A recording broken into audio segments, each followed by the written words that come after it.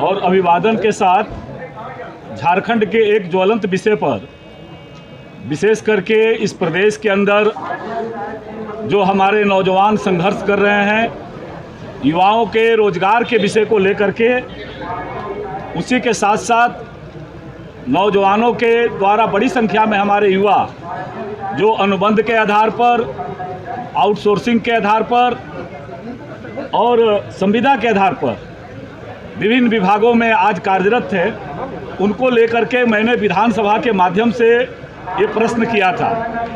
और प्रश्नवार आपके माध्यम से राज्य के, प्रदेश के नौजवानों को सरकार की संवेदनशीलता के बारे में यह बताते हुए कि जब ये सरकार जनता का जनादेश ले रही थी, उस समय इन्होंने कहा था कि प्रत्येक वर्ष हम 5 लाख युवाओं को रोजगार देंगे और जिनको रोजगार नहीं दे पाएंगे उनको 5,000 और 7,000 बेरोजगारी भत्ता देंगे।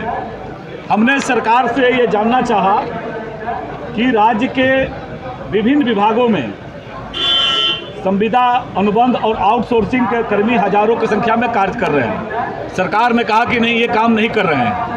ये सामने उत्तर है सरकार का। ये उत्तर देने का काम सरकार के कार्मिक प्रशासनिक सुधार विभाग ने किया है। दूसरा, मैंने कहा कि वर्ष 2020 से लेकर के आज तक राज्य सरकार के द्वारा विभिन्न विभागों के भिन्न भिन्न संवर्गों में राज्य के नियमित स्वीकृत पदों के विरुद्ध 2020 से अस्थायी नियुक्तियां कम और संविदा कर्मी आउटसोर्सिंग द्वारा ज़्यादा कर्मियों से कार्य लिया जा रहा है। सरकार ने कहा कि नहीं, ऐसा कोई काम लिया ही नहीं है हमने। ये भी अस्वीकारात्मक कहा है। ये सरकार का उत्तर है, विधानसभा को दिया है। फिर हमने कहा कि क्या यह बात सही है कि खंड 2 में वर्णित संविदा अनुबंध कर्मी आउटसोर्सिंग कर्मियों को राज्य सरकार अस्थायी समायोजन पर विचार कर रही है? सरकार ने इसको अस्वीकार किया है कि नहीं, ऐसा कोई विचार, उनको समायोजन करने के बारे में कोई विचार नहीं है। फिर हमने कहा कि अगर उत्तर उपयुक्त खंडों के उत्तर स्वीकारात्मक है तो क्या सरकार बतलाना चाहेगी कि वर्ष 2020 से लेकर के अब तक राजभाषा विभाग के लेटर नंबर 7002 जो मेरे विधानसभा में प्रश्न लाने के बाद लिखा गया है 15/12/2023 को विभिन्न विभागों, प्राधिकारों से प्रसंगत मामले की सूचना उपलब्ध कराने का अनुरोध किया है। ये सरकार ने उत्तर भी दिया है। इसकी प्रतिलिपि आपको उपलब्ध करा देंगे। वहीं दूसरी ओर और उसके विरुद्ध 3.5 लाख से ज़्यादा खाली पड़े हुए हैं। सरकार ने कहा कि सभी विभाग विभिन्न सेवा संवर्गों की अधिकतम रिक्तियों का आकलन हेतु सभी विभागों, संस्थानों के द्वारा प्रतिवेदन का मांग किया गया है। फिर मैंने सरकार से जानना चाहा कि 2020 से लेकर के आज तक क्या केवल 2000 नियुक्तियां हुई है? आप सरकार ने उसको अस्वीकार किया। और अंतिम खंड में मैंने प्रश्न किया कि क्या सरकार बतलाना चाहेगी 2020 से लेकर अब तक स्वीकृत पदों के विरुद्ध किन किन वर्गों में कितनी नियुक्तियां की गई है और कब कब नियुक्ति हुई है, शेष पद रिक्त कितने हैं।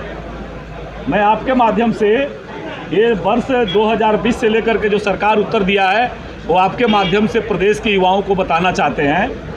उन्होंने कहा है कि झारखंड कर्मचारी चयन आयोग द्वारा विभिन्न विभागों से 8006 पदों पर नियुक्ति की अनुशंसा की गई है। 8086। दूसरा, उन्होंने कहा है कि झारखंड लोकसेवा आयोग द्वारा 3336 पदों पर नियुक्ति हेतु अनुशंसा की गई है। 3336। और तीसरा, इन्होंने कहा है कि इस प्रकार 2020 से लेकर के अब तक विभिन्न विभागों में 11,422 पदों की नियुक्ति हेतु अनुशंसा की गई है। यानी अभी तक सरकार अपने उत्तर में स्वीकार कर रही है कि कोई भी सरकारी नियुक्ति 2020 से लेकर के हमने नहीं किया है।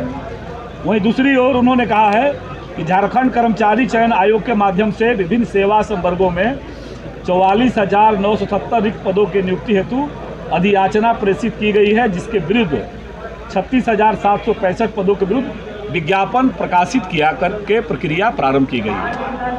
आपके माध्यम से, चूँकि ये विषय मैंने इसलिए कहा कि अनुसूचित के माध्यम से विषय लाया और अभी माननीय विधानसभा अध्यक्ष जी ने हमने कार्यस्थगन भी लाया था कि प्रदेश के नौजवानों के जो सवाल है, उनके जो नियोजन का सवाल है, उनको हमारे जो आउटसोर्सिंग में काम कर रहे हैं नौजवान, हमारे संविदा कर्मी जो काम कर रहे हैं, उनके बारे में सरकार कोई नियामक बना करके उनके स्थायीकरण विचार करती है और विभिन्न पदों पर जो रिक्त पद है उन रिक्त पदों पर सरकार चर्चा कराए। ये मैंने सदन के माध्यम से सरकार से उत्तर किया था।